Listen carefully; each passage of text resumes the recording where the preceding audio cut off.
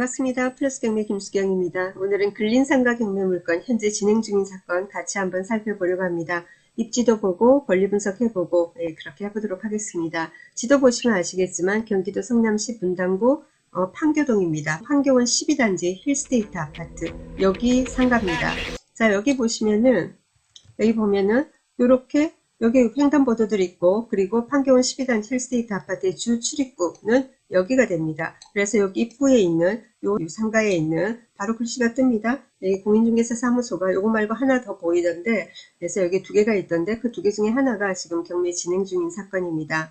그래서 여러분들 이제 로드뷰라든가 해서 같이 한번 살펴보시고 그리고 지금 띄우는 화면은 이 주변에 상가, 매매, 임대가 어떤 게 있는가 보는 화면이죠. 나중에 한번 살펴보도록 하겠습니다. 자, 그럼 경매건이니까 권리 분석부터 같이 시작해 보도록 하겠습니다. 자, 아직 유찰이 안 됐습니다. 신건입니다. 2월 14일 날 수원지방법원 성남지원에서 경매 진행하고요. 사건 번호는 2021 타경의 55277 됩니다. 경기도 성남시 분당구 판교동 판교울마을 상가동 1층에 있습니다. 몇 호라는 것은 제가 지웠습니다. 자, 건물 면적. 여기서 건물 면적이라고 하는 것은 이 상가의 전용 면적을 얘기합니다. 자, 여러분 상가 분양을 받으면은 이제 분양 평수가 있고 그 상가만 사용하는 전용 면적이 있죠. 자, 경매 물건 같은 경우는 항상 전용 면적이 나옵니다. 전용 면적 또는 뭐 전유 면적 이렇게 표현을 하죠. 그래서 그게 10.14평이 됩니다. 자, 부분 감정가 4억 2천입니다. 4억 2천이고요. 신건이니까 최저가도 4억 2천 되겠습니다. 관심 있으신 분은 해당되는 날짜에 1차는 2월 14일입니다. 수원지방법원 성남지원에 가셔서 입찰에 참가하시면 되고요. 자, 아직 신건이기 때문에 감정가 최저가 동일하고 그러면은 입찰할 때 입찰 보증금 필요합니다. 입찰 보증금은 항상 최저가의 10%가 되니까 4,200만 원을 준비하셔야 됩니다. 보통 이제 잔금 이렇게 입찰 보증금을 넣고 이제 1등을 하게 되면은 그 돈은 법원에서 보관을 하고 그리고는 떨어진 사람 거는 그 자리에서 바로 반환을 해줍니다. 그죠? 자, 그렇게 되고, 그럼 잔금까지는 어느 정도입니까? 하면은 전국에 법원이 굉장히 많습니다. 그죠? 또 일정에 따라 다른데, 보통 보면은 낙찰일 기준으로 하면은 한 달, 길면 한 달 반, 이 정도 사이에 잔금 마감일이 잡히는 것 같습니다. 참고로 하시고요. 자, 일단은 4억 2천이다. 예, 그리고 판교원 마을 12단지 힐스테이트 아파트 그리고 주 출입구 앞에 있는 상가동의 1층에 있는 점포다. 지금은 부동산 중개업소를 하고 있다. 여기까지 되겠고요. 자, 그리고 매각물건 현황 한번 보도록 하겠습니다. 매각물건 현황 보니까 여기 아파트가 2009년도 5월 달입니다. 그죠? 뭐 상가도 같겠죠, 당연히. 2층 중에 1층. 상가가 2층짜리 상가입니다. 그런데 이 해당 물건은 1층에 있다. 그렇게 되어 있고 제2종 근린생활시설 현재 부동산 중개업소로 되어 있습니다. 자, 그렇게 되어 있고요. 그러면 등기부하고 임차인 현황 같이 한번 보도록 하겠습니다. 자, 등기부 볼게요. 2009년 12월 22일 날 소유권 이전됩니다. 자, 그 당시 거래가액이 5억입니다. 그 당시 거래가액이 5억인데 자, 지금 보면은 감정가, 그죠? 10몇 년이 지났습니다. 13년 지났는데, 지금 감정가 4억 2천입니다. 시세조사를 잘 해보셔야 될 것 같습니다. 자, 이런 경우 감정평가사들도 감정하기가 상당히 어려울 겁니다. 아파트 같은 경우에는 거래가 많지만은 상가 같은 경우에는 그렇게 거래가 원활하지 않습니다. 게다가 아파트 단지 내 상가 같은 경우는 보통 분양받고 매매가 이루어지는 경우가 거의 없습니다. 아예 없다는 게 아니고 좀 드물죠. 자, 그러다 보니까, 주로 이제 아파트 단지 같은 경우에는 어떻게 되냐면은 좀 안정적인 어떤 수익, 그죠? 월 수익, 이런 걸 원하는 사람들이 보통 이제 입찰에 참가해서 낙찰을 받고 그러지 않습니까? 자, 그렇게 해가지고 이제 쭉 이제 길게 보유하는 이제 그런 경향이 많기 때문에 아파트 상가가 뭐 빈번하게 거래가 된다든지 그렇지는 않아요. 그리고 상가 내 점포가 그렇게 숫자가 많은 것도 아니고, 그러다 보니까 지금 이제 감정은 4억 2천 돼 있는데, 이게 어떤 근거로 이제 4억 2천을 했는가 하는 것은 여러분이 감정평가서를 열어보면은 여러분들도 아, 이 정도로 거래가 없구나, 참 힘들겠구나 라는 생각도 드실 겁니다. 그래서 이제 여러분이 이제 이런 물건 이제 인장을 가시면은 뭐 아파트 상가는 워낙에 몇 칸 안 되니까 그래서 그 앞에 있는 뭐 프라자 상가하고 여러 가지 수익 뭐 이런 거 비교도 해보시고 그렇게 하셔야 되겠죠. 여튼 2009년도 12월 달에 거래가액은 5억이었습니다. 자, 그리고 2016년 4월 27일 날 하나은행에 근저당이 있습니다. 자, 여기가 말소 기준 등기되고요. 그 이후에 이제 2020년 8월 3일 날 한모 씨, 그래서 개인 근저당이 이렇게 후순위로 들어옵니다. 자, 그리고 또 근저당이 있고 그렇습니다. 근데 이 두 번째 근저당권자 한모 씨가 임의경매를 먼저 신청했고요. 자, 그 이후에 2022년 1월 21일 날 하나은행으로부터 중복으로 또 임의경매가 들어옵니다. 자, 이렇게 되니까는 뭐 취하의 가능성은 별로 없다. 이렇게 보여집니다. 자, 그리고 지금 임차인이 있거든요. 임차인, 지금 중개업소 하고 있는 분 봅시다. 자, 이제 지금 중개업소 하시는 분, 그분이 이제 계약을 할 때는 개인 이름으로 했나 봅니다. 서모 씨라고 이제 그 상가, 그러니까 세무서에 이제 상가 건물 임대차 현황에 그렇게 기재가 돼 있나 봅니다. 여러분도 왜 사업하시는 분들 어떻게 해요? 이제 그 본인 자가가 아닌 경우에 어떻게 됩니까? 임대차 계약서 첨부해가지고 우리 사업자 등록하지 않습니까? 자, 그래서 그런 어떤 내역을 우리 개인이 어떤 세무서에 가서 열람을 하기는 어렵습니다. 자, 그런데 이제 집행관이 이제 경매가 진행이 될 때 협조를 받아가지고 이 내용이 기재가 되는 겁니다. 자, 보통 이제 경매가 되면은 집행관은 뭡니까? 그 전입세대 열람도 하고 이렇게 그 뭡니까? 그 사업자 등록돼 있는 현황도 조사를 하고 하거든요. 자, 그래서 그 내용이 세무서에 이제 돼 있는 게 뭐냐면은 2019년 6월 17일 돼 있습니다. 2019년 6월 17일 보증금 3,500만 원에 110만 원, 그리고 임차인 배당 요구 종기일이 2021년 8월 30일인데 2021년 8월 27일 뭐 이렇게 배당 요구를 했다 이렇게 나오고요. 확정 일자는 보이지 않습니다. 자, 그런데 그 옆에 보니까 이런 말이 나와요. 1차 보증금은 1,000만 원이었고 1차 보증금 100만 원이었다. 처음에는 1,000만 원에 100만 원이었다가 나중에 3,500에서 보증금 3,500에 월 110만 원으로 올린 모양입니다. 그 내용이 여기 기타 사항 해가지고 제가 보는 구독션 사이트에서 이제는 옥션 1으로 바뀌었다 그죠? 자, 여기 정리를 해놨는데 우리가 한번 현황 조사서 직접 한번 보도록 하겠습니다. 네, 법원의 현황조사서를 정리해서 거기에 해놓은 거거든요. 자, 현황조사서 볼게요. 자, 조사 일시는 언제냐? 2021년 7월 5일, 7월 6일 두 차례다. 이렇게 되어 있고요. 자, 어떻게 임차인이 점유하고 있다. 임차인이 점유하고 있다. 자, 현장에 가서 거기 점유하고 있는 사람을 만난 모양입니다. 자, 어떻게 현장에 임하여 확인 결과 땡땡 부동산 사무실이었고 사무실 거주자라는 표현이 좀 그렇다 그죠? 사무실에 거기 있는 사람, 그죠? 점유하고 있는 이모 씨라는 사람을 만난 모양이에요. 이모 씨에 의하면은 임차인은 그러니까 임대차 계약 당사자는 서모 씨다.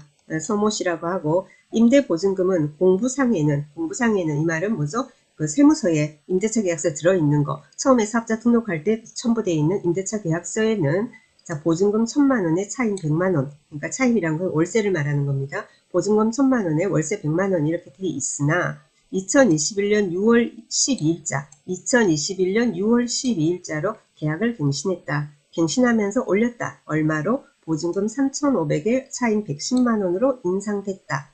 라고 이제 그렇게 이제 말을 하더래요. 그러냐? 그러면은 이제 권리신고하고 배당 요구하시고 그렇게 하시라고 안내문을 교부했다. 이런 내용이 부동산 현황서에 나오고 있습니다. 자, 그러면은 다시 등기부로 돌아가 보겠습니다. 자, 등기부 돌아갔는데 자, 봅시다. 자, 말소 기준 등기가 언제였어요? 2016년 4월 27일 하나은행의 근저당입니다. 2016년 4월 27일이에요. 자, 서모 씨 처음에 어떻게 해요? 사업자 등록은 전입일자가 아니고 요 화면에 전입이 아니고 어떻게 해요? 사업자 등록한 날짜가 2019년 6월 17일입니다.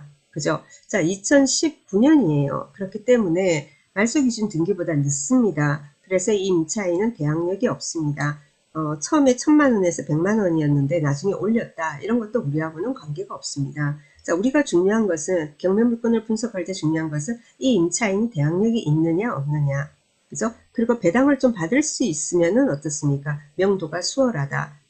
배당을 못 받으면은 조금 신경이 쓰이겠네. 협상을 잘 해야 되겠다. 뭐 이 정도입니다. 그죠? 그리고는 전혀 배당을 못 받는 임차인이라면 혹시 우리하고 얘기가 잘 안 돼 틀어져서 이렇게 내보내고 그럴 때 관리비 같은 거 밀려있으면 좀 골치 아프니까 미납관리비 같은 거 조사 잘 하고 요 정도고 제일 중요한 건 또 뭡니까?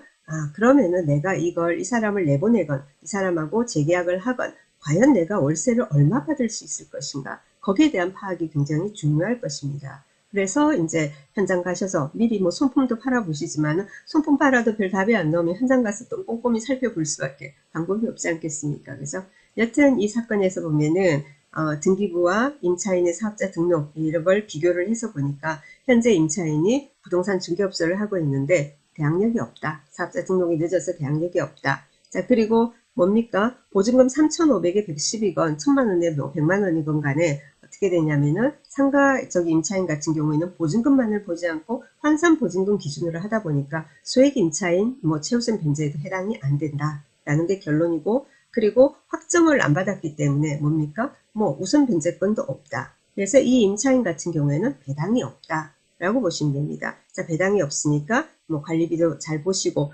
그리고 이 현황조사 같은 경우에는 보니까 6월달에 했다 이런 말 나오지 않습니까? 그죠? 자, 그렇기 때문에 2021년 6월달에 했거든요. 2021년 6월 24일 날 이때 제일 처음 경매 들어왔잖아요. 경매 접수되면은 곧장 나가거든요. 자, 그러고 나서 지금 한 반년 이상이 이제 지났습니다. 아직도 이제 중개업소를 하고 있는지, 아니면 문을 닫았는지, 이런 것도 여러분이 방문하셔서 한번 살펴보시고, 그렇게 하시면 좋지 않겠나라는 생각이 듭니다.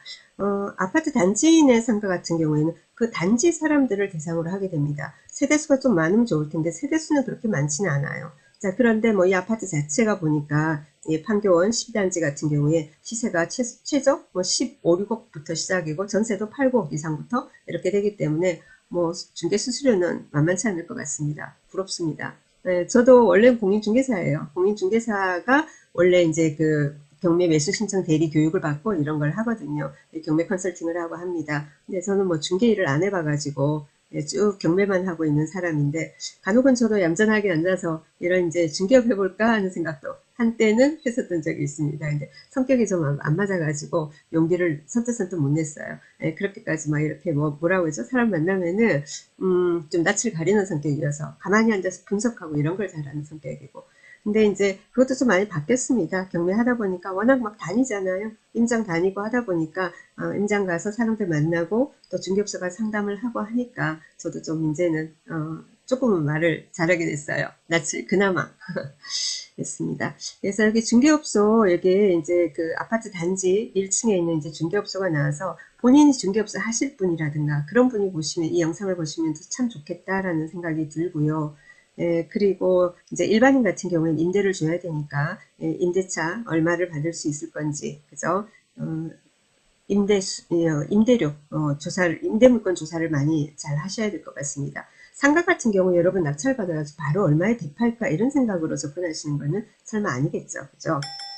자, 그러면은 한번 지금 중개 물건 한번 보도록 하겠습니다. 아까 이렇게 해서 우리가 이제 지도를 좀 봤습니다. 자, 원거리에서 보면은 이런 모습이 되고요. 그리고는 지금 우리가 하는 것은 판교원 12단지란 말이에요. 자, 조금 더 확대를 해볼게요. 근데 이 12단지, 여기에 있는 뭔가 중개 물건이 전혀 보이지가 않아요. 그나마 가까운 게 여기 뭡니까? 이 건너편에 여기거든요. 이 6개인데, 자, 여기부터 한번 볼까요? 여기를 클릭을 해 보겠습니다. 여기, 그러니까 지금 지금 나와 있는 게 지금 여기 보이시죠? 요 중개업소예요. 이게 바로 뜬다, 그죠? 자, 여기가 이제 주출입구가 되고 여기쯤에 이제 이 물건이 있는데 지금 여기 상가에는 물건이 없단 말이에요. 이 건너편에, 그죠? 건너편에 여기에 물건이 6개, 매매, 임대 합해서 6개 이런 식으로 일단 뜹니다. 동일 매물이 있는지 없는지 모르겠지만 중복이 됐을 수도 있죠. 일단 6개가 뜨니까 같이 한번 보도록 하겠습니다. 자, 보니까 첫 번째 물건 보니까는 어떤 게 나오냐면 1층인데